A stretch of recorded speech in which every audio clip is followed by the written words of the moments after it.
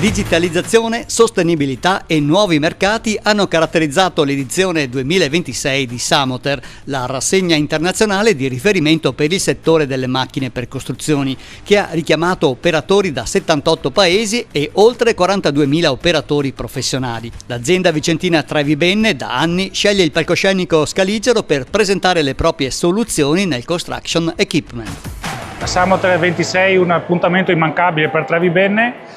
Trevi Benne, come sappiamo, è un'azienda che da più di 40 anni produce attrezzature per macchine in movimento terra, Benne, attacchi rapidi e tutte le tipologie di attrezzature per la demolizione, per il riciclaggio e per il settore forestale. Sicuramente per il mercato italiano Samoter è l'appuntamento e ogni 3 anni ci ritroviamo qui. Anche per quest'anno è l'ennesima occasione di dimostrare la nostra forza produttiva, dei prodotti nuovi. In questo caso abbiamo la cesoia idraulica per il taglio del ferro, completamente rinnovata in tutta la sua gamma.